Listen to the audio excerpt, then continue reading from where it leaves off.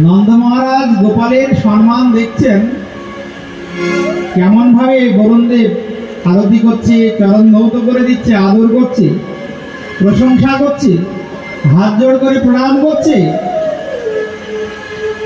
আর নন্দ মহারাজের নয়ন থেকে আনন্দাশ্রু বিগলিত। নন্দ মহারাজের নয়নে জল। নমস্তুভ্যং ভগবতে পুরুষায় মহাত্মনে বাসুদেবায় কৃষ্ণায় শাশ্বতং পতয়ে। নন্দ মহারাজ প্রণাম করছেন।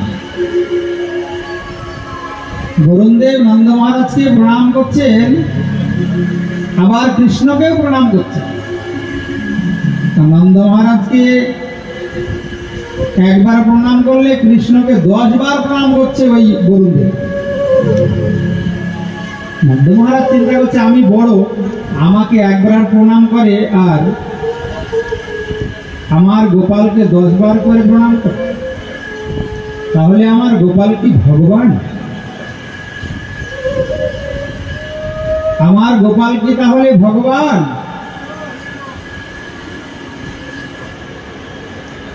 ওই বরুণ লোক থেকে বৃন্দাবনে ফিরে এসে ব্রজবাসীদের ঘরে ঘরে গিয়ে বলছেন, জানো আমার গোপাল সাধারণ বালক নয়, আমার গোপাল ভগবান। আমি নিজে চোখে বরুণ লোকে দেখলাম, গোপালকে বরুণদেব ভগবানের মতো আরতি করল, ভগবানের মতো সেবা দিল, ভগবানের মতো চরণ ধৌত করে দিল, চরণামৃত গ্রহণ করলো। তাই আমার গোপাল সাধারণ বালক নয়। তোমরা আর তো গোপালকে চোর বলবে না, ননিচোর ননিচোর এসব বলবে না, বদনাম দেবে না, কারণ গোপাল আমার ভগবান। সখারা ছুটে এসে বলে, কানাই তুই নাকি ভগবান, তোর বাবা বলছে সবাই।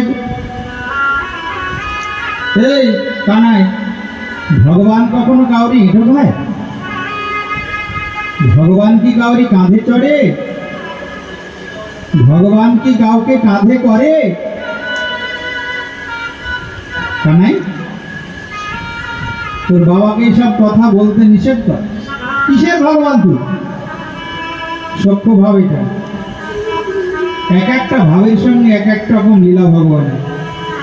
শান্ত দাস্য, সখ্য বাৎসল্য মধুর, এক এক ভাবে ভক্তের সঙ্গে এক এক প্রকার লীলা। এই জন্য সব রস আস্বাদন করতে হয়।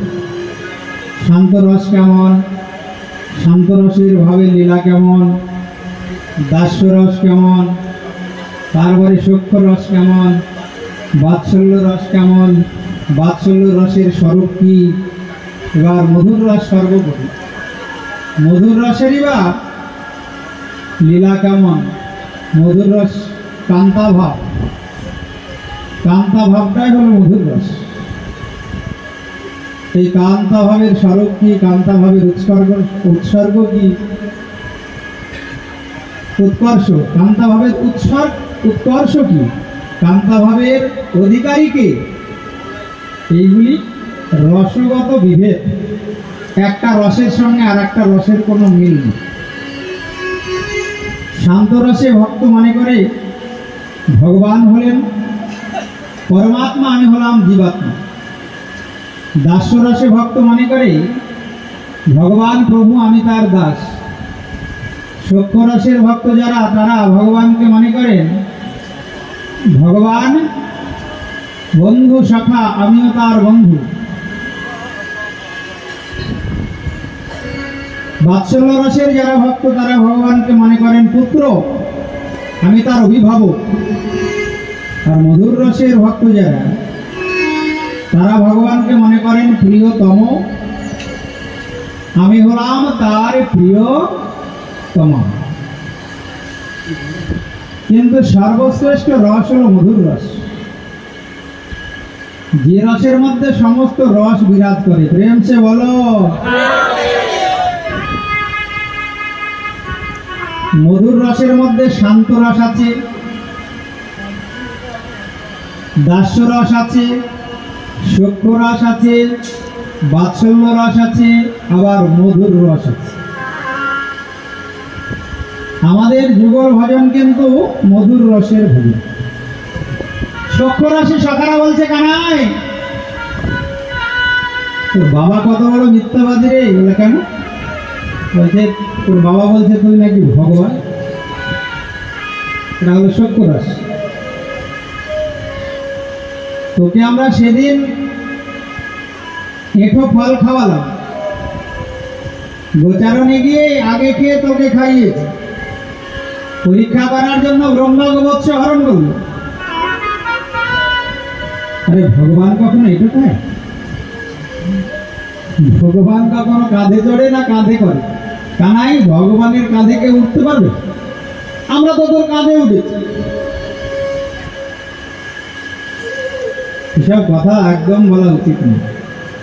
তুই আমাদের বন্ধু, সখা, চিরদিন সখা বন্ধুই থাকবে। কেন ভগবান হবি? তুই যদি ভগবান হবি তাহলে আমাদেরকে বৈকুণ্ঠ দেখা দেখি, দেখা দেখি কত বড় ভগবান। ভগবান শ্রীকৃষ্ণ ভক্তের বাসনা কখনো অপূর্ণ রাখেন। সখাগণকে বলল কে কে বৈকুণ্ঠ দর্শন করবি বল। সবাই হাত তুলেছে, বলে আমি দেখবো, বলে আমি দেখবো, বলে আমি দেখবো। ভগবান শ্রীকৃষ্ণ বললেন যারা যারা বৈকুণ্ঠ দর্শন করতে চাস তারাই ব্রহ্মকুণ্ডের জলে ঝাঁপ দে। কানাই ব্রহ্মকুণ্ডের জলে ঝাঁপ দিলে বৈকুণ্ঠ দর্শন হবে? বলছে হ্যাঁ হবে। দে ঝাঁপ দে। সকালে বলে আমরা ঝাঁপ দিয়ে যদি ডুবে মরে যাই তখন? অনেক তো জল আছে, তুই ঝাঁপ দিবি তো? ভগবান বললেন আচ্ছা ঠিক আছে আমিও দেবো। দে। যেই কৃষ্ণ বলেছে আমি দেব, এবার এক এক করে সব শাখা ওই ব্রহ্মকুণ্ডের জলে ঝাঁপ দেওয়া শুরু করেছে। যেই ব্রহ্মকুণ্ডের জলে ঝাঁপ দেয় উঠে দেখে সুন্দর বৈকুণ্ঠ ধাম।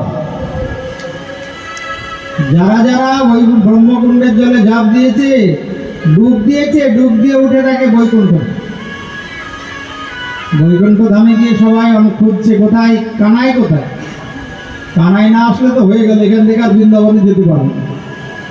এলাম তো বৈকুণ্ঠ। সত্যকাম সত্য সংকল্প প্রভু, তিনিও বৈকুণ্ঠ ধামে উপস্থিত হলেন। হেরাজন বৈকুণ্ঠ ধামে উপস্থিত হতেই সঙ্গে সঙ্গে বৈকুণ্ঠাধিপতি নারায়ণের পার্শ্বদগণ তাড়াতাড়ি করে ভগবান শ্রীকৃষ্ণকে নারায়ণের পাশে নিয়ে গিয়ে বসালেন।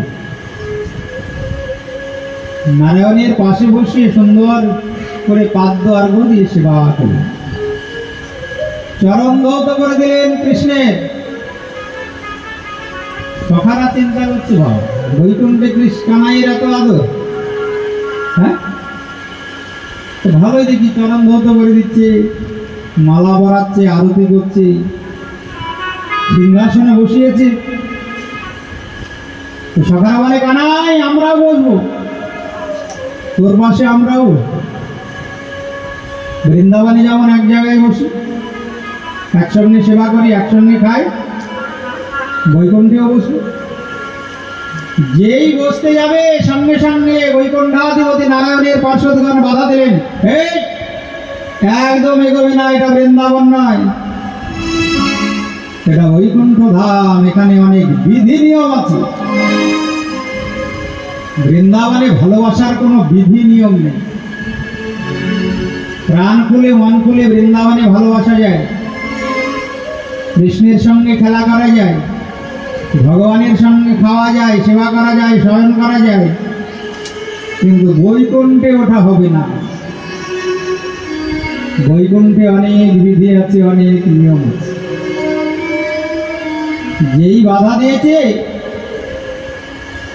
সখাদের মন খারাপ হয়ে গেল।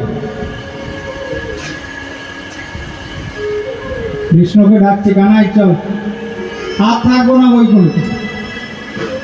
যেখানে মন খুলে ভালোবাসা যায় না, এক জায়গায় বসা যায় না, একসঙ্গে খাওয়া যায় না, ওই বৈকুণ্ঠ ধাম আমাদের দরকার নাই। আমাদের বৃন্দাবন অনেক ভালো। ওই জন্য বৃন্দাবনের সমান কোনো ধাম নাই। প্রেম সে বলো বল বৃন্দাবন ধাম কি, যেখানে ভালোবাসার কোনো নিয়ম নেই। সকারা কানাইয়ের গলা জড়িয়ে ধরে ঘুমোচ্ছি, পেটও খাচ্ছি, একসঙ্গে খেলা করছি, কোনো বিধি নিষেধ নাই, কিন্তু ওটা বৈকুণ্ঠে হবে না। ওই জন্যে তো মাদৃশ্য জীবের উপাস্য ধাম বৈকুণ্ঠ না, আমাদের উপাস্য ধাম হলো বৃন্দাবন। আরাধ্য ভগবান ব্রজেশতনয় তদ্ধাম বৃন্দাবন। আরাধ্য ভগবান ব্রজেশতনয়, আমাদের আরাধ্য ধাম কিন্তু বৈকুণ্ঠাধিপতি নারায়ণ নয়। আমরা কিন্তু লক্ষ্মী নারায়ণের উপাসক নই। লক্ষ্মী নারায়ণের উপাসনা করলেই বৈকুণ্ঠ ধাম লাভ হবে, গোলক বৃন্দাবন লাভ হবে। আমাদের লক্ষ্যস্থান কোথায়? মহাপ্রভু কোন লক্ষ্যকে স্থির করতে বললেন? আমাদের লক্ষ্যস্থান হলো সেই নিত্যধাম গোলক বৃন্দাবন। নিত্যধাম গোলক বৃন্দাবনে যেতে হলে ব্রজেন্দ্রনন্দন কৃষ্ণেরই সেবা করতে হবে, তারই নাম করতে হবে, তারই লীলা কথা আস্বাদন করতে হবে। একটা মন একটি জায়গা ছাড়া দুই জায়গায় দেওয়া যায় না। পতিব্রতা রমণী সংসারের সবাইকে ভালোবাসে, কিন্তু তার মনটা কোথায় থাকে? নিজ পতির চরণে। খুব মন দিয়ে চলো। এইখানে অনেকে ভুলভাল করে সিদ্ধান্ত করে, কেন দেবতাগণকে ভালোবাসলে গতি কি? ওই মৎস্য কর্ম বারাহ নৃসিংহ রাম পরশুরাম এরাও তো অবতার, এরাও তো ভগবান, এদের পুজো করলে গতি কি? কোন মহাপুরুষকে গুরুদেব বলে ভগবান বলে পূজা করলে গতি কি? ক্ষতি আছে। সব ভুলভাল। একটা মন 10 জায়গায় দেওয়া যাবে নাকি? গাছের গোড়ায় জলটা দিতে হবে, তাহলে আলাদা করে অন্য জায়গায় জল দিতে হবে। এই তত্ত্ব সিদ্ধান্তে কেউ যদি উপনীত না হয়, না বুঝতে পারে, তাহলে কিন্তু তার আসল জিনিসটা হবে না, মানব জন্ম বিফল হয়ে যাবে। কলির জীবের আরাধ্য ধনকে কার আরাধনা করবে? না যার থেকে এই বিশ্ব ব্রহ্মাণ্ড সৃষ্টি হয়েছে, যিনি এই বিশ্ব ব্রহ্মাণ্ড সৃষ্টি করেছেন, যার ইচ্ছায় এই বিশ্ব ব্রহ্মাণ্ড ভগবান বিষ্ণু পালন করেন, যার ইচ্ছায় শিব সংহার করেন, যার থেকে মহাপুরুষগণ সৃষ্টি হয়েছে, মুখ্য 10 অবতার, যার থেকে দেবতাগণ সৃষ্টি হয়েছেন, 33 কোটি দেবতা, যার থেকে অখিল জগতের জীব সমূহ সৃষ্টি হয়েছেন, সেই যে মূল স্রষ্টা, তিনি হলেন ব্রজেন্দ্রনন্দন কৃষ্ণ। মূল স্রষ্টা কিন্তু মথুরাধীশ কৃষ্ণ নয়, দ্বারকাধীশ কৃষ্ণ নয়, বৈকুণ্ঠাধিপতি নারায়ণ নয়, মৎস্য কুর্ম বারাহ নৃসিংহ রাম পরশুরাম নয়। মূল স্রষ্টা কোনো দেবতা নয়, কোনো মহাপুরুষ নয়। মূল স্রষ্টা হলেন অনাদিরাদি গোবিন্দ, সর্বকারণের কারণাম, সেই ব্রজেন্দ্রনন্দন কৃষ্ণ। প্রেম সে বলো। ওই জন্য জনম ধন্য করতে হলে ব্রজেন্দ্রনন্দন কৃষ্ণকে ধরতে হবে, না হলে কিন্তু জনম ধন্য হবে না। গাছের গোড়ায় মূলে জলটা দিতে হবে। সে মূল স্বয়ং ভগবান, একমাত্র ব্রজেন্দ্রনন্দন কৃষ্ণ, যাকে অংশী বলা হয়। অংশী, যিনি পূর্ণ ভগবান, এছাড়া একটাও পূর্ণ নয়।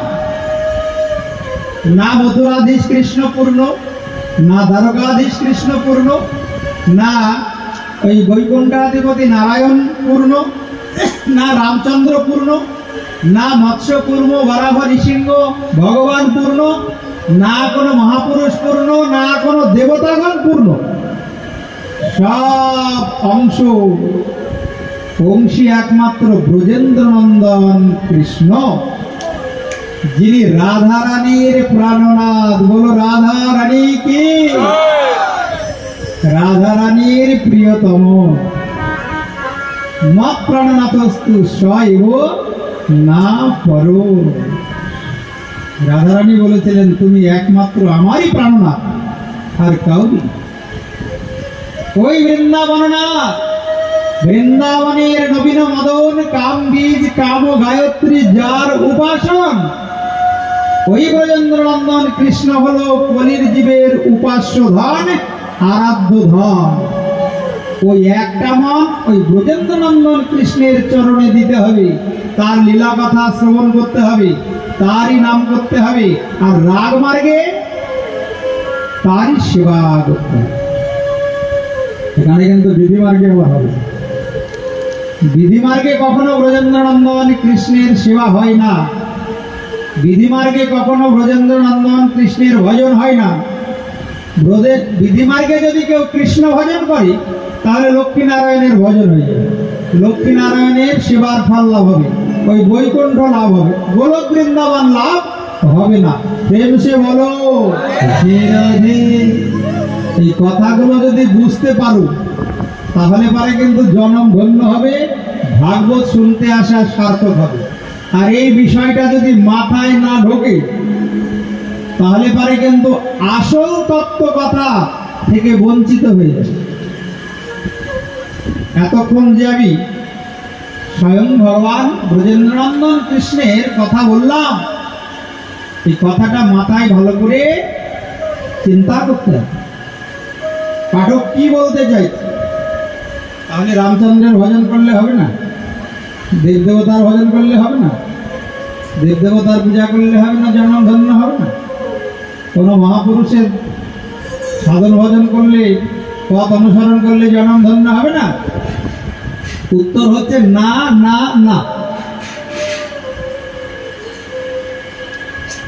জনম ধন্য করতে হলে তোমাকে ব্রজেন্দ্রনন্দন কৃষ্ণেরই ভজন করতে হবে। কেন? তারা কি অন্যায় করেছে না? ভগবান গীতাতে তার সমাধান করে দিয়েছে। গীতায় অর্জুনকে বলছেন, অর্জুন জানতি ব্রতা জানতি দেব ব্রতা দেবান পিতৃন জানতি পিতৃব্রতা। খুব মন দিয়ে শোনো, সমস্ত প্রশ্নের উত্তর গীতায় করে দিয়েছে ভগবান। অর্জুনকে বলছেন, অর্জুন জানতি দেব ব্রতা দেবান পিতৃন জানতি পিতৃব্রতা ভূতানি জানতি ভূতের যা জানতি মাম যাজিনৌপি মাম। অর্জুন, কেউ যদি দেবতার পূজা করে সে দেবলোকে যায়, গোলক বৃন্দাবনে যেতে পারবে না দেবতার পূজা করে। দেবতারা কোথায় থাকে? স্বর্গে। মৃত্যুর পরে দেব উপাসকের ওই স্বর্গেই গতি হয়। প্রেম সে বলো। কেউ যদি মন দিয়ে পিতামাতার সেবা করে, পিতৃন জানতি পিতৃব্রতা, সে পিতৃলোকে যায়, গোলক বৃন্দাবনে যেতে পারবে না। এটা আমার কথা নয়, কৃষ্ণের নিজ মুখের কথা। গীতা খুলে দেখে নেবেন, পড়ে নেবেন। হে অর্জুন, কেউ যদি প্রাণীগণের সেবা করে তারা ভূতলোকে যায়, আর কোনো ভাগ্যবান ভাগ্যবতী যদি আমার ব্রজেন্দ্রনন্দন রূপের সেবা করে তাহলে জানতি মাম যাজিনপি মাম, অর্থাৎ আমার নিত্যধাম গোলক বৃন্দাবনে যায়। প্রেম সে বলো রাধে। তাহলে আমাদের লক্ষ্যস্থান কোথায়? স্বর্গ। স্বর্গে গেলে কি হবে? স্বর্গে গেলে পুণ্য ক্ষয় হবে, ওটা ভোগভূমি। আবার ক্ষীণে পুণ্যে মর্তলোকম বিশন্তি। খুব মন দিয়ে শুনবে কিন্তু। ক্ষীণে পুণ্যে মর্তলোকম বিশন্তি, আবার এই মায়ার কারাগারে হাউডুব। ছেলে মরে যাবে, স্বামী মরে যাবে, আত্মীয় মরে যাবে, প্রিয়জন বিয়োগ হয়ে যাবে, কাউরি মন পাওয়া যাবে না, এই কষ্ট। এক একজনের এক এক রকম দুঃখ এই সংসারে। একে বলা হয় মা ত্রিতাপ জ্বালা। ত্রিতাপ জ্বালা থেকে মুক্ত হতে পারবে না। ভগবানকে বাদ দিয়ে প্রাণীগণের সেবা করবে, সমাজের সেবা করবে, সমাজের কল্যাণ করবে, ওই ভূত লোকে যাবে। ভগবান জগৎ পিতা, তাকে বাদ দিয়ে এই জাগতিক পিতা মাতার সেবা করবে, পিতৃলোকে যাবে। কিন্তু ভগবান বলছেন অর্জুন, কেউ যদি রাগমার্গে আমার ব্রজেন্দ্র নন্দন রূপের সেবা করে তাহলে জানতি মাম যাদি নৌকি মা, আমার সেই নিত্যধাম গোলক বৃন্দাবন। তাই যারা বুদ্ধিমান বুদ্ধিমতী সাধুসঙ্গ করে ওই মূলটাকে ধরবে, কারণ সময় তো কম, কটা দিন আছে সামনে, তার আবার কোনো গ্যারেন্টি নেই। আমি এদিকে ওদিকে কেন ঘুরতে যাব, তাই তো? আমি মূলটাকে ধরবো, যাকে ধরলে সবাইকে ধরা হয়। যশাস্তি ভক্তির ভগবতী অকিঞ্চনা সর্বগুণস্তত্র সমাসতে সুরা। দেখো, গীতায় প্রমাণ দেওয়া হলো, এবার ভাগবতের প্রমাণ। মহাপ্রভু বলেছেন যে কথা বলবে তার যেন প্রমাণ থাকে। সর্বত্র প্রমাণ দেবে পুরানো বচন। এবার ভাগবত কি বলছে দেখুন। ভাগবত বলছেন যশাস্তির ভক্তি ভগবতী অকিঞ্চনা সর্বগুণস্তত্র সমাসতে সুরা। হে রাজন, যার ভগবান শ্রীকৃষ্ণের চরণে অকিঞ্চনা ভক্তি আছে, তার মধ্যে সমস্ত দেবতাগণ নিজ নিজ গুণের সহিত বসবাস করে। তাকে আর আলাদা করে কাউরি সেবা পূজা করতে হয় না, কোন দেবতার পূজা করতে হবে না। দেবতারা এমনি খুশি হয়ে যাবে। এই যে আজকে নীলের পূজা, তাই তো? যারা ব্রজেন্দ্র নন্দন কৃষ্ণের ভক্ত তাদের এসব কিছু করার দরকার নাই। নীলের দেবতা এমনি খুশি হয়ে যাবে। কৃষ্ণ ভক্ত হলে আলাদা করে আর ষষ্ঠী পূজা, এই নীলের পূজা, এসব কিচ্ছু দরকার নেই। সব দেব দেবতা তার প্রতি প্রসন্ন হয়ে যাবে, কারণ দেবতাদের তো আরাধ্য দেবতাকে ভগবান শ্রীকৃষ্ণ। তাদের আরাধ্য দেবতার তুমি নাম করছো, তার চরণে ফুল তুলসী দিচ্ছ, তার কথা শ্রবণ করছো, যত দেব দেবতা আছে সবাই খুশি হয়ে যাবে। প্রেম সে বলো।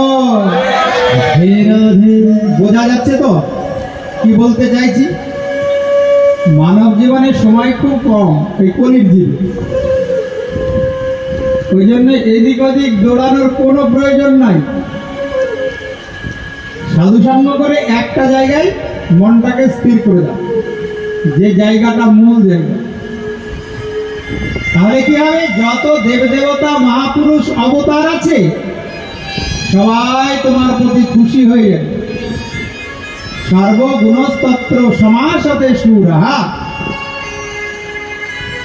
ভাগবত পরের লাইনে বলছেন হরা অভক্তস্য কুত মহৎ গুণা। যারা কৃষ্ণ ভক্ত নয় তাদের মধ্যে কোনো ভালো গুণ বিরাজ করে না, তাদের দ্বারা কোনো ভালো কাজ হয় না। প্রেম সে বলো। কেন হয় না? মনোরথে না সতী ধাবতী বহি। তারা মনের দ্বারা পরিচালিত, মনটা যেদিকে নিয়ে যায় তো সেদিকেই ছোটে। মনের রথে না সতী ধাবতী বহি। ওই জন্য আমাদের আরাধ্য ধাম ব্রজেন্দ্র নন্দন কৃষ্ণ, যে কৃষ্ণ বৃন্দাবনের নবীন মদন, কাম বীজ কাম গায়ত্রী যার উপাসন। প্রেম সে বলো।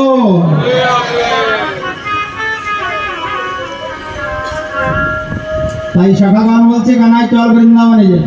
দরকার নাই, বৈকুণ্ঠে কোনো আনন্দ নাই, কোনো আনন্দ নাই বৈকুণ্ঠে, বৃন্দাবনে চলে। ভগবান এই লীলার মাধ্যমে দেখালেন, দেখো আমার ধাম বৃন্দাবন কত শ্রেষ্ঠ। ধন্যম বৃন্দাবনম তেন বৈকুণ্ঠাচ্চ গরীয়সী দিনমেকম নিবাসেন হরৌ ভক্তি প্রজায়তে। বৃন্দাবন ধন্য, বৈকুণ্ঠ অপেক্ষাও শ্রেষ্ঠ। একদিনও কেউ যদি বৃন্দাবনে বাস করে তার হরিভক্তি কৃষ্ণ ভক্তি লাভ হয়। দিনমেকম নিবাসেন হরৌ ভক্তি পূজায়তে। বোঝা গেল? আজকে সকালে এক প্রভু গিয়ে বলছে আমি 15 দিনের জন্য বৃন্দাবন যাব।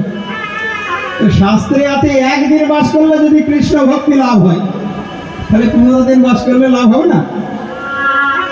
বৃন্দাবনে গিয়ে কিছুদিন থাকতে হয়। ওই গেলাম, বৃন্দাবনে গিয়ে মনটা বাড়িতে পড়ে থাকলো, ওই নাতিটা কান্না করছে, তাড়াতাড়ি যেতে হবে, তাহলে কিন্তু লাভ হবে না।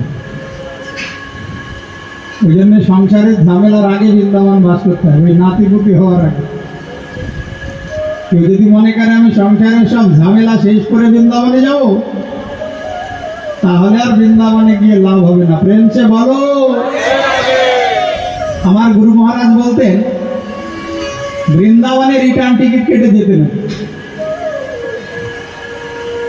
আমার গুরুদেব বলতেন, কারণ আমার গুরু মহারাজ 12 ক্লাস পরীক্ষা দিয়ে বৃন্দাবন চলে গেছিল। পয়সা করে কিচ্ছু ছিল না, টিকিটে ধরে 2 বার নামিয়ে দিয়েছে, আবার 3 বারের বেলায় ট্রেন ধরে বৃন্দাবন চলে গেছে। পয়সা না নিয়ে বৃন্দাবন চলে গেছে।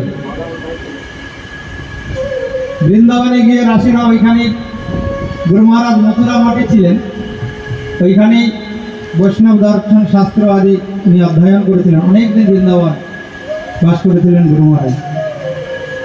গুরুদেব বলতেন যে বৃন্দাবনে কখনো রিটার্ন কেটে যেতে নেই, বৃন্দাবনে রিটার্ন ছাড়া যেতে হয়। প্রেম সে বলো। কিন্তু সংসারী লোকের কি হয় বলুন? বৃন্দাবনে যাই বটে, কিন্তু মন আর বৃন্দাবনে থাকে না। দেহটা হয়তো ঘোরাফেরা করছে, মন পড়ে আছে বাড়িতে, কবে যাব কবে যাব কবে। তাই ধন্যাম বৃন্দাবনম তেন বৈকুণ্ঠাচ্চ গুরুষি দিনমেকম নিবাসেন হরৌ ভক্তি পূজায়তে। একদিনও যদি কেউ বৃন্দাবন বাস করে, তার কৃষ্ণ ভক্তি লাভ হয়। বৃন্দাবন ধামে গেলে দেহটা চিন্ময় হয়ে যায়। খুব মন দিয়ে শুনুন বৃন্দাবনের কি মহিমা। শুধু এই জন্ম নয়, তার আগের জন্ম, তার আগের জন্ম, তার আগের জন্মে যত পাপ হয়, বৃন্দাবন ধামে যাওয়ার সঙ্গে সঙ্গে সব পাপ নষ্ট হয়ে যায়। প্রেম সে বলো। প্রবোধানন্দ সরস্বতীবাদ বৃন্দাবন মহিমামৃত বলে একটি গ্রন্থ লিখেছেন। রাধাকুণ্ডে পাওয়া যায়, রাধাকুণ্ডের ধারে এই বইটা পাওয়া যায়। এটা চটি বই, কোনোদিন বৃন্দাবনে গেলে কিনবেন। বৃন্দাবন মহিমামৃত। তো প্রবোধানন্দ সরস্বতীবাদ ওই গ্রন্থে লিখছেন, বৃন্দাবনে যাওয়ার সঙ্গে সঙ্গে দেহটা পবিত্র হয়ে যায়, পাপ মুক্ত হয়ে যায়। বৃন্দাবন ভগবানের হৃদয় ক্ষেত্র, ওই ধামে কেউ দেহ রাখলে তার আর পুনর্জন্ম হয় না। বৃন্দাবন ধামের মহিমা যদি এখন আমি বলি না, এই ভাগবত পাঠের পুরো কথা বৃন্দাবন ধামের মহিমা বলতে শেষ হয়ে যাবে। প্রেম সে বলো। কি করবো? রাসলীলা করবো না বৃন্দাবনের মহিমা বলবো? তাহলে রাসলীলা থাক নাকি? আজকে আবার দ্বারকা পর্যন্ত গিয়ে বিবাহ দিতে হবে রুক্মিণী। যারা নৃত্য করবে তারাও সেজে রেডি, আবার দিকে রুক্মিণীও সেজে রেডি হয়ে বসে আছে। শুধু বৃন্দাবনের কথা বললে হবে? কিন্তু বৃন্দাবন মহিমামৃত এত সুন্দর একটি গ্রন্থ। ওই বৃন্দাবন মহিমামৃততে বলছেন, কোন পশু পাখিও যদি মারা যায় বৃন্দাবনে, তাদেরও পুনর্জন্ম হয় না। সব গোলক বৃন্দাবন ধাম লাভ করে। একটা যদি ব্রেনের কীট পোকা, সেও যদি মারা যায়, একটা বানর যদি মারা যায়, তার আর পুনর্জন্ম হবে না। প্রেম সে বলো। সব ডাইরেক্ট অ্যাডমিশন গোলক বৃন্দাবন, সব নিত্য ধামে চলে যাবে। ভগবানের ধামের বৃন্দাবনের এত মহিমা। ভগবান শাখাদেরকে নিয়ে বৃন্দাবনে এলেন। বৈকুণ্ঠ থেকে বৃন্দাবনে এসে ভগবানের মনে রাসলীলা করার বাসনা হলো। শরৎকাল এসে উপস্থিত হয়েছে, আর শারদীয় রাস পূর্ণিমায়, শারদীয় পূর্ণিমার রজনীতে গগনে উদয় হয়েছে পূর্ণচন্দ্র। সুখদেব গোস্বামী রাজা পরীক্ষিতকে রাসলীলা বর্ণন করছে। বৃন্দাবনের আকাশ স্বচ্ছ নির্মল, চন্দ্রের কিরণে সারা বৃন্দাবন উদ্ভাসিত। চন্দ্রের কিরণ পড়েছে যমুনার জলে, যমুনার জল চন্দ্রের কিরণে ঝলমল ঝলমল ঝলমল। ওই শারদীয় পূর্ণিমা তিথিতে যমুনায় ফুটেছে সুন্দর পদ্ম ফুল। বৃন্দাবনে কোকিল ডাকছে, ময়ূর নৃত্য করছে। বৃন্দাবনে শারদীয় পূর্ণিমা তিথিতে ষড় ঋতুর আগমন হয়েছে। দেখুন বৃন্দাবনের শোভাটি কত মধুর, কত সুন্দর।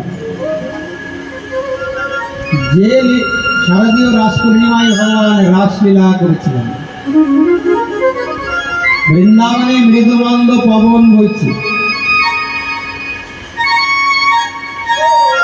বৃন্দাবনে ষড় ঋতুর আগমনে বৃক্ষগান ফুলে ফলে পরিপূর্ণ হয়েছে।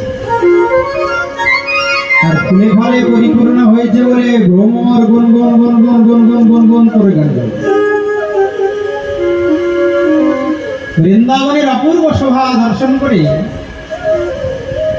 ভগবান বংশীধ্বনি করলেন। ভগবান বংশীধ্বনি করেছেন কেন না, তিনি ব্রজগোপীদের মনোবাসনা পূর্ণ করবেন বলে।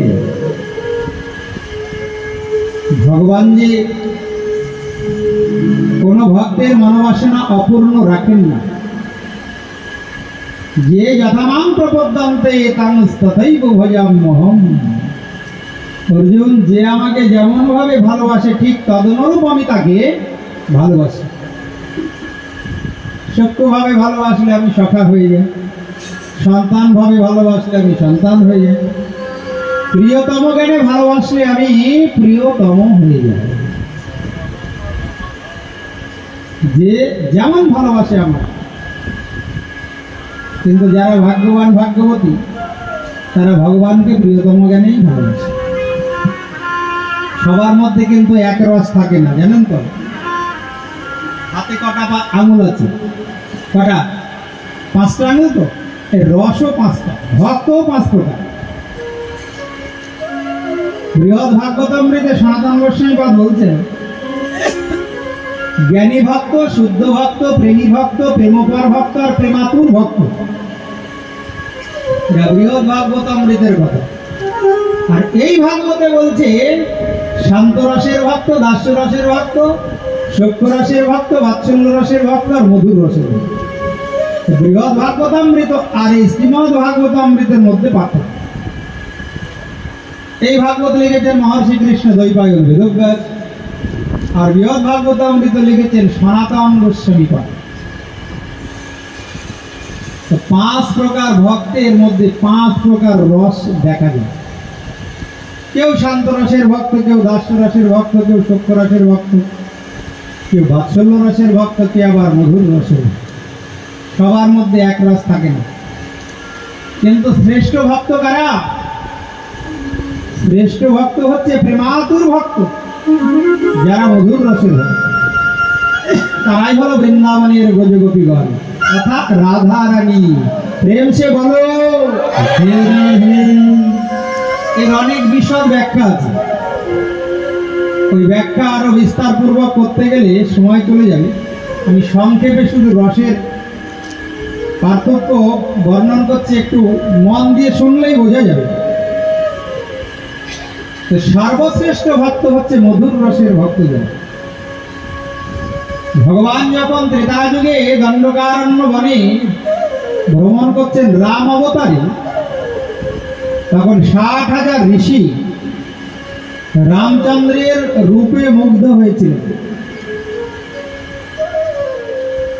আবার রামচন্দ্র যখন হা সীতা বলে ক্রন্দন করেন, ঋষিগণ লক্ষ্য করেছিলেন তাহলে আমরা যদি সীতার মতো রামচন্দ্রকে ভালোবাসতে পারি তাহলে রামচন্দ্র আমাদের জন্য এরকম ব্যাকুল হবেন, ভালোবাসবেন। তারা রামচন্দ্রের চরণে শরণ নিলেন, নিয়ে বলেন, হে মর্যাদা পুরুষোত্তম, আপনাকে আমরা প্রতিরূপে লাভ করতে চাই। রামচন্দ্র বললেন, এই অবতারে সেটা সম্ভব নয়, কারণ রাম অবতারে আমি পূর্ণ নয়, আমি অপূর্ণ, আমি অংশী নয়, আমি হলাম অংশ। দেখুন এইখানেই প্রমাণ, রামচন্দ্র কিন্তু স্বয়ং ভগবান নন, পূর্ণ ভগবান নন।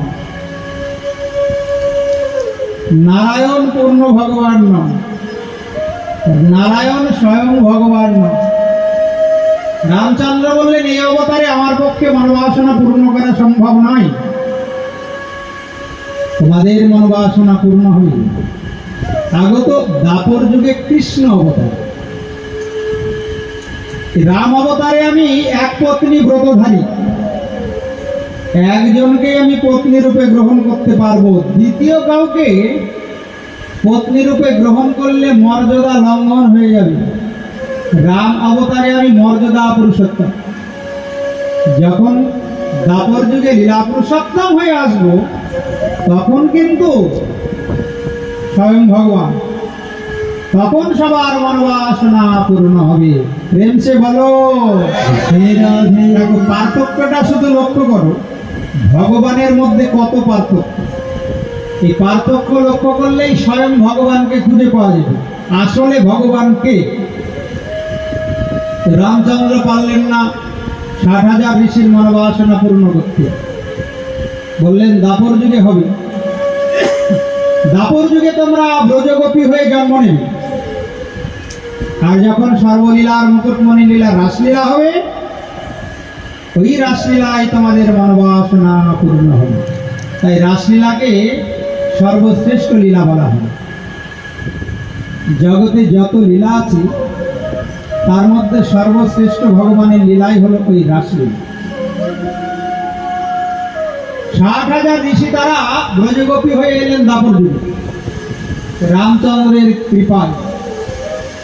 আর ভগবান যখন এসেছিলেন দাপর যুগে লীলা করতে, সঙ্গে করে কিছু ব্রজগোপী এনেছিলেন, তারা হলো নিত্য সিদ্ধা। ওই জন্য ব্রজগোপী 3 প্রকার, নিত্য সিদ্ধা, কৃপা সিদ্ধা আর সাধন সিদ্ধা। নিত্য সিদ্ধা গোপী যারা ভগবানের সঙ্গে এসেছিলেন, সাধন সিদ্ধা দণ্ডকারণ্যের ঋষিগণ যারা দাপর যুগে ব্রজগোপী হয়ে এলেন, আর ভগবান কোন কোন ভাগ্যবান ভাগ্যবতী জীবকে কৃপা করে রাসলীলায় অধিকার দিয়েছিলেন, তারা হলো কৃপা সিদ্ধা ব্রজগোপী। এই 3 প্রকার ব্রজগোপী নিয়ে ভগবানের রাসলীলা। রাস কাকে বলে না, রসের মাঝে আকার দিলেই রাস হলো। র দন্তস্ব, তার মধ্যে মাত্র একটা আকার দরকার, রস তখন রাসে পরিণত হয়। রসঘন বিগ্রহ ভগবান শ্রীকৃষ্ণ, রস বৈশহ হে মায়াম লব্ধানন্দ ভবতি। রসই রাসে পরিণত হয়েছে। রসটা কে?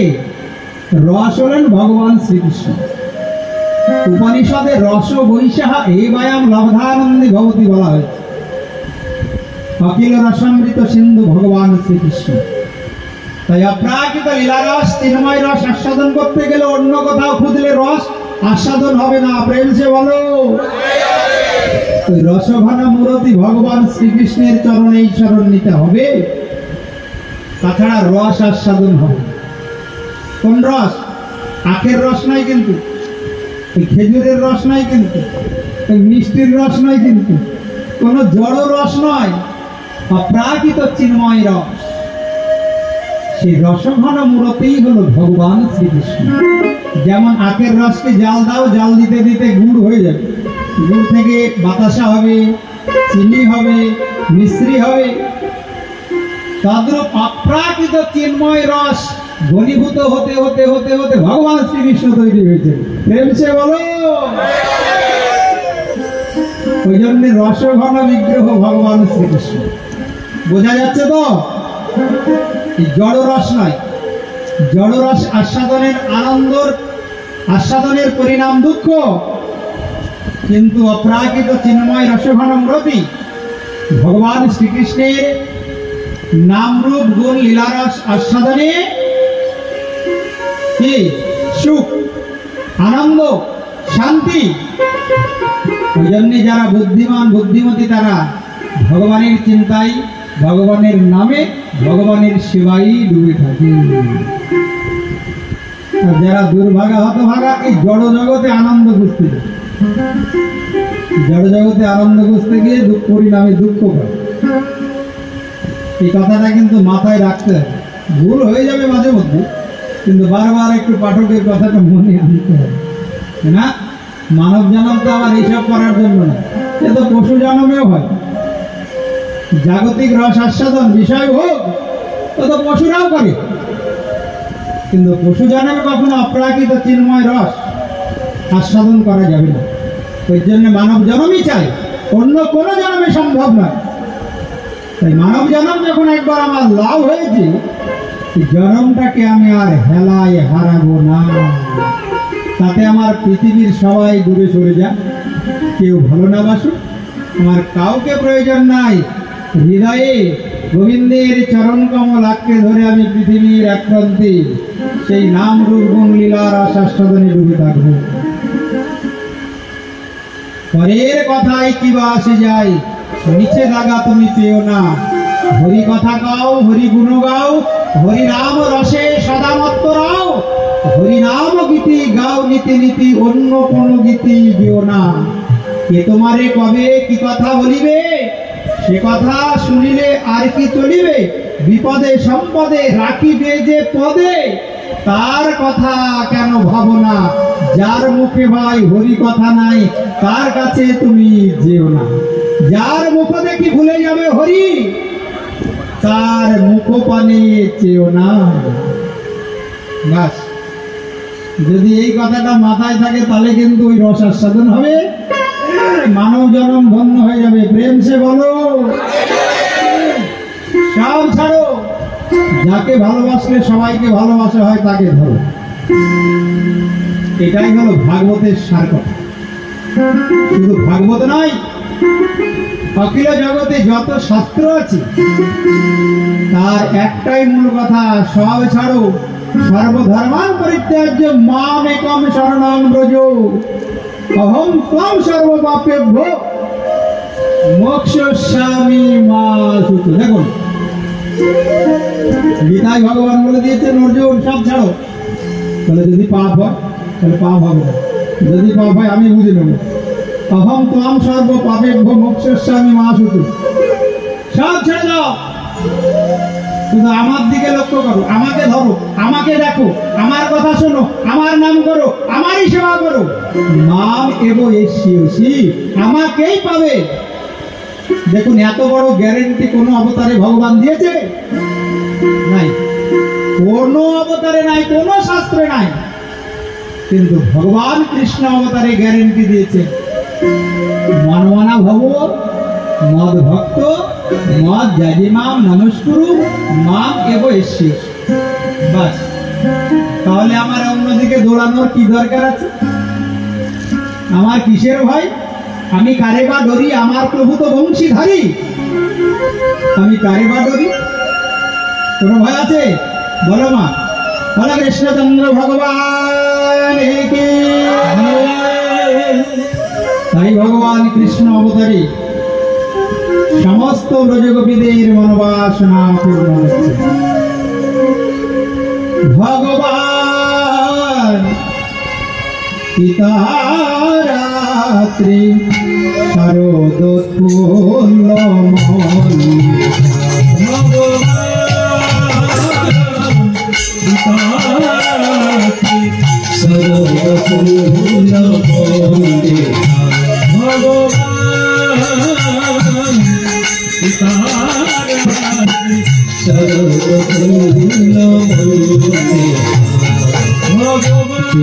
ईश्वरान्तं मनश्चक्रे योगमायामुपाश्रितादि ईश्वरान्तं मनश्चक्रे योगमायामुपाश्रिता पितारात्रि शरदफूल मल्लिका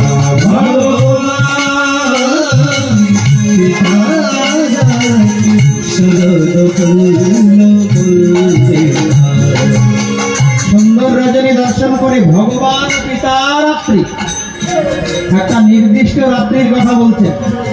সুখদেব গোস্বামী রাজা পরীক্ষিতকে বলছেন, রাজন এটা যার তার লীলা নয়, স্বয়ং ভগবানের লীলা। ওই জন্য ভগবান শব্দ প্রথমে প্রয়োগ হয়েছে। ভগবান কাকে বলে গো?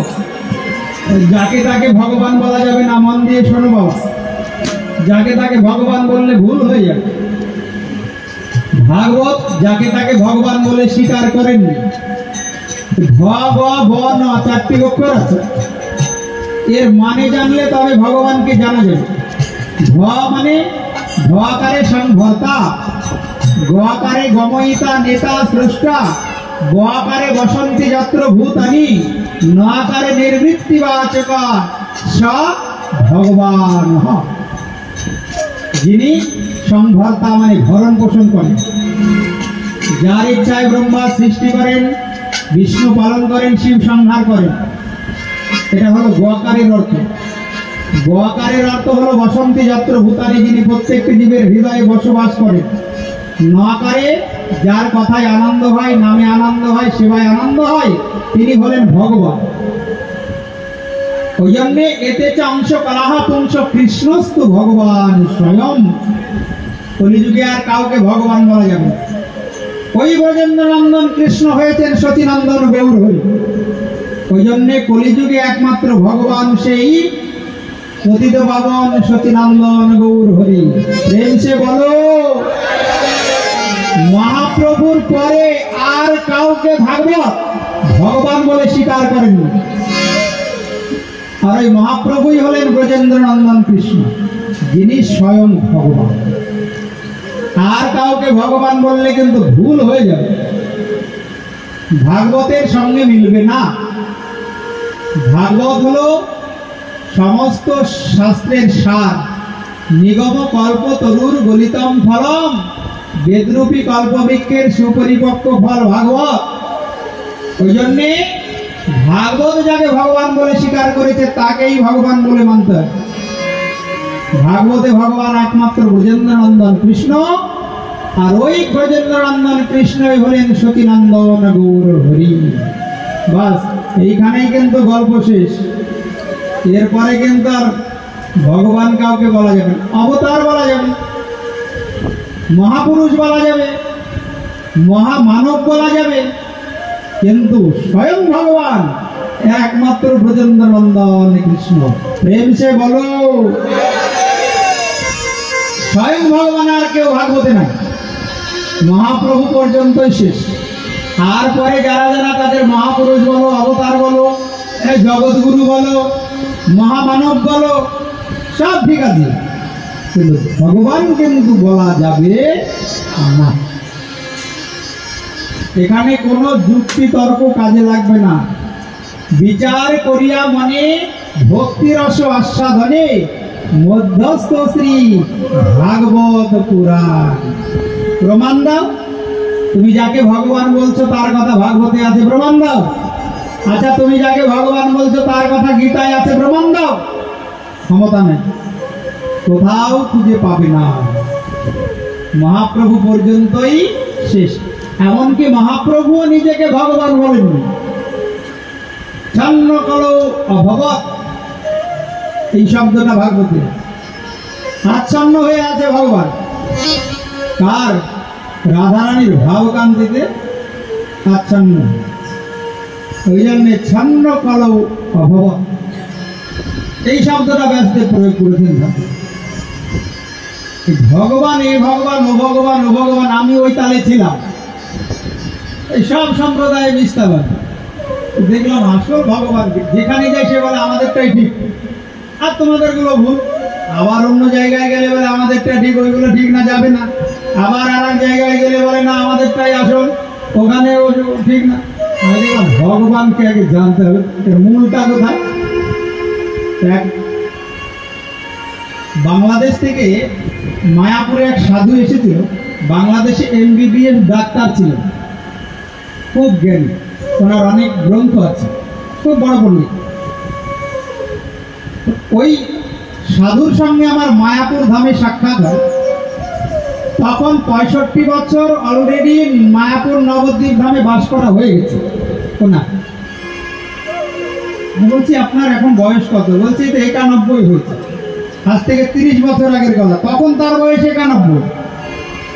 বলছে আপনি কিভাবে এলেন? এবার কথোপকথন হতে হতে হতে ব্যাস ভালো লেগে গেল সাধু, খুব ভালো পণ্ডিত এবং শুদ্ধ বৈষ্ণব, যা বলে তাই ভালো লাগে শুনতে। আর যেটাই বলে না গ্রন্থ খুলে খুলে দেখায়, এই দেখো তোমরা তো পড়াশোনা জানো, এই দেখো এই দেখো এই দেখো। আর গ্রন্থ খুলে বই খুলে দেখায়, বিশ্বাস হয়ে যায়। এমনি এমনি বিশ্বাস হতো না, কিন্তু যখন বই প্রমাণ দিচ্ছে তখন বিশ্বাস হয়ে যাচ্ছে। উনি বলেছিলেন যদি ঠিকঠাক শাস্ত্র অধ্যয়ন না করো তাহলে কিন্তু মন এদিক ওদিক ছটফট করবে, ঘুরবে, আসল জায়গায় স্থির হবে না। মহাপ্রভু বলেছেন সিদ্ধান্ত জানিতে চিত্তে না করো অলস, যাহা হইতে কৃষ্ণে লাগে সুদৃঢ় মানুষ। সিদ্ধান্ত জ্ঞান তত্ত্বজ্ঞান না থাকলে যে যার ভগবানের কথা বলবে তাকেই মনে হয় হ্যাঁ হ্যাঁ তোমারটাই ঠিক, তোমার তো সিদ্ধান্ত জ্ঞান নেই। ও বলছে রাম ভগবান, হ্যাঁ ঠিক আছে চলো তোমার সাথেই যাই। ও আরেকজনকে ভগবান বলবে, বলে হ্যাঁ তাহলে তোমারটাই ঠিক, আবার ওই দলে চলে গেল। আবার আরেকজনকে বললো ভগবান, সেই দলে চলে গেলে। কিন্তু আসল যে মূল তাকে ধরতে গেলে তত্ত্বজ্ঞান চাই।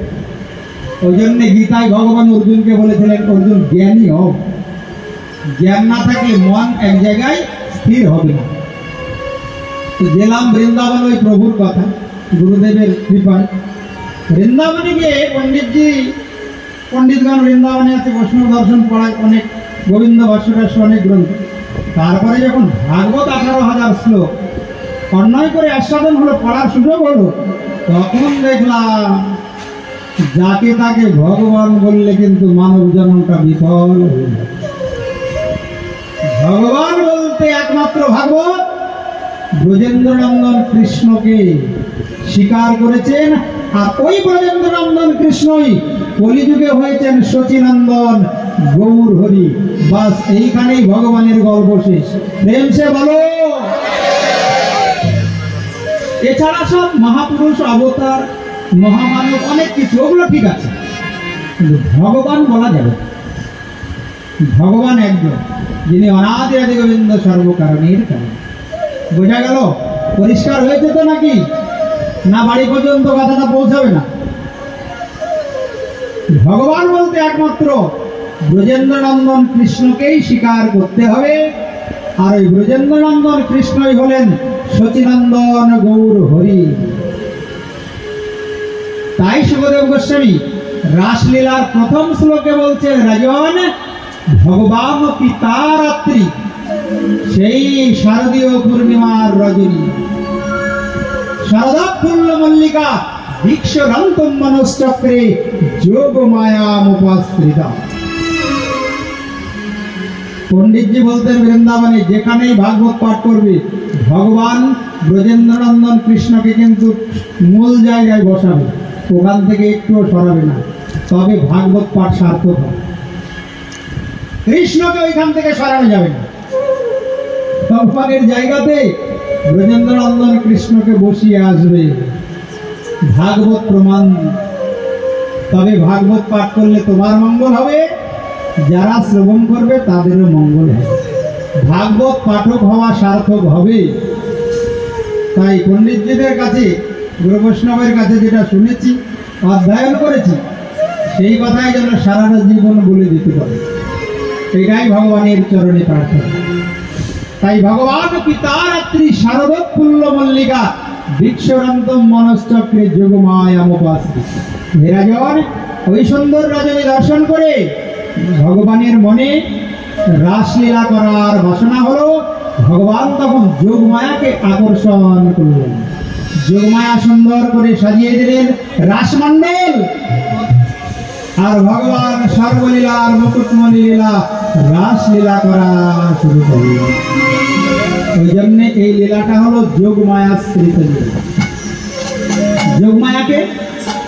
যোগমায়া হলো পূর্ণমাসী, যার এক নাম বড়াই বুড়ি। পূর্ণমাসী কলিযুগে কি হয়ে আছে? পূর্ণমাসী এই তুলসী দেবী। রেমসে বলো এই ব্যাখ্যায় গেলে আবার আধ ঘন্টা তুলে যাবে। যোগমায়া কেন তুলসী হলো অত বলবো না, এর পরের বছর আবার বলবো যোগমায়া কেন তুলসী হয়েছে। এর আবার অনেক বড় ব্যাখ্যা আছে ব্রহ্মবৈবর্ত পুরাণে, কি করে যোগমায়া তুলসী হয়ে গেল। ওই জন্য তুলসী দেবী যদি কৃপা না করে তাহলে ভগবানের সেবার অধিকার হয় না। ওই জন্য তুলসী ধারণ করতে হয়। দেখবেন অনেক জগতে অনেক গাছের পাতা আছে, আস্তে আস্তে কোনো গাছের পাতায় ভগবানের ভোগ হয় না, কিন্তু তুলসী পাতায় ভোগ হয় কেন? কোন গাছের পাতায় ভোগ হয় বলো তো? বেল পাতায় ভোগ হবে, আম পাতায় ভোগ হবে, কাঁঠাল পাতায় ভোগ হবে, লিচু পাতায় ভোগ হবে? কেন হয় না?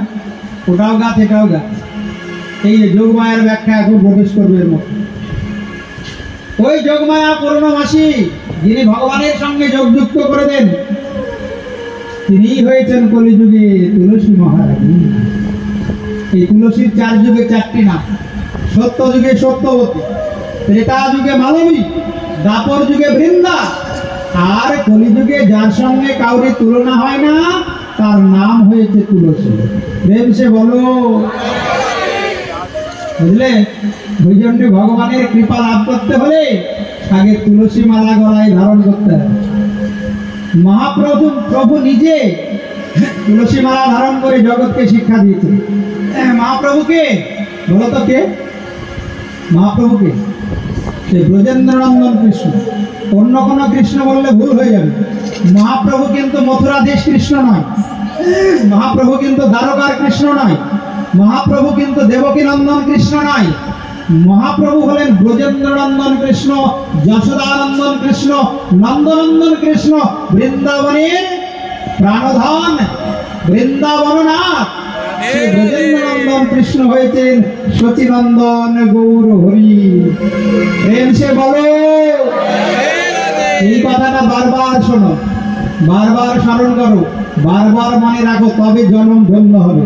না হলে কিন্তু অনেক জন্ম ঘুরতে হবে, 100% গ্যারেন্টি আছে। এই কথাটা যদি যে না বুঝতে পারবে তাকে কিন্তু পুনরপি জননম, পুনরপি মরণম, পুনরপি জননী জঠরে শয়নম।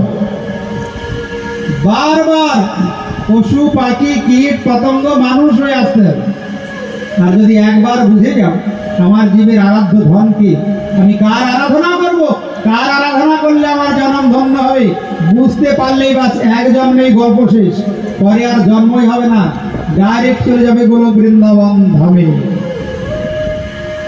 ওই জন্যে সাধু সঙ্গে ভগবানের কথা শ্রবণ করলে তবে জন্ম ধন্য হবে। বাড়ি বসে থাকলে কিচ্ছু হবে, বাড়ি বসে থাকলে ঠিকঠাক তত্ত্বজ্ঞান লাভ হয়। এখন মোবাইলে অনেক ভাগবত শোনা যায়, আমিও মাঝে মধ্যে দেখি, কিন্তু এক এক পাঠকের এক এক মনের ভাব, ওতে আরো শ্রোতার মন বিক্ষিপ্ত হয়ে যাবে। একজন এক এক গল্প করে চলে যাচ্ছে ওই মোবাইলে। ঠিক মতো যদি তত্ত্বগত ব্যাখ্যা না হয় তাহলে পারে কিন্তু যারা শুনবে তাদের মনও চারিদিকে ঘুরে বেড়াবে, এক জায়গায় স্থির হতে পারবে না। প্রেমসে বলো, বলা আছে সাজাতিয়া সায়ের স্নিগ্ধে সাধু সঙ্গ শত বরে। সাধু সঙ্গটা কেমন হবে? কার মুখে ভগবানের কথা শুনবে সে যেন স্বজাতীয় হয় আর স্নিগ্ধ হয়। রূপ গোস্বামী পাদ ভক্তি রসামৃত সিন্ধুতে দুটো কথা উল্লেখ করেছেন। এই কথাটা রূপ গোস্বামী, যিনি ষড় গোস্বামীর অন্যতম, সেই রূপ গোস্বামী এই শব্দ প্রয়োগ করছেন, বলছেন স্বজাতীয় স্বয়ে স্নিগ্ধে সাধু সঙ্গ শত বরে। কেমন সাধু সঙ্গ করবে না, সে যেন সজাতীয় হয়, একই রসের রসিক হয়। অন্য রসের রসিকের সাথে গেলে ব্যাস তোমার ডিমোশন হয়ে যাবে। মনে করো যে সাধুর কাছে তুমি ভাগবত শুনবে, সে সাধু মধুর রসের রসিক নয়, সে বাৎসল্য রসের রসিক কিংবা শক্ত রসের রসিক। তার মুখে ভাগবত শুনবে তো তোমার মধুর রস থেকে মনটা বাৎসল্য রসে শক্ত রসে নেমে আসে। কিন্তু তোমার মধ্যে মধুর রসের উৎকর্ষ আছে, তুমি মধুর রসের রসিক সাধুর কাছে ভগবানের লীলা কথা শুনতে তোমার মনের ভক্তি বেড়ে যাবে, মধুর রসের উৎকর্ষ আরো বৃদ্ধি পাবে, মধুর রসের লীলা আস্বাদন হবে। ওই জন্য জগতে সঙ্গ খুব দুর্লভ, সঙ্গের খুব অভাব। সজাতিয়া সয়ে স্নিগ্ধে সাধু সঙ্গ শতবারে যে শব্দ ভক্তি রসামৃত সিন্ধুতে রূপ গোস্বামীপাদ বলছেন, এই শ্লোকের অনেক বড় ব্যাখ্যা। স্বজাতীয় যদি গুরুদেব না হয় ভজন হবে না, স্বজাতীয় যদি শিষ্য না হয় গোলক বৃন্দাবনে যেতে পারবে না, স্বজাতীয় যদি সাধু না হয় সাধু সঙ্গ হবে না, স্বজাতীয় যদি বৈষ্ণব না হয় ভক্ত না হয় তাহলে ভক্ত সেবার ফল পরিপূর্ণ রূপে লাভ হবে না। প্রেম সে বলো, আর বলবো না, এবার রাসলীলা শুরু হবে। এই ব্যাখ্যায় গেলে এরপরে আবার মঞ্জুরি ভাব আসবে, মঞ্জুরি তত্ত্বে গেলে গল্প আজকে শেষ হয়ে যাবে। প্রেম সে বলো,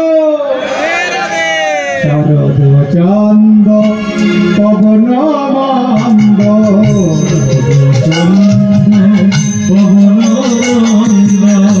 বিপিনে ভরল কুসুম গন্ধ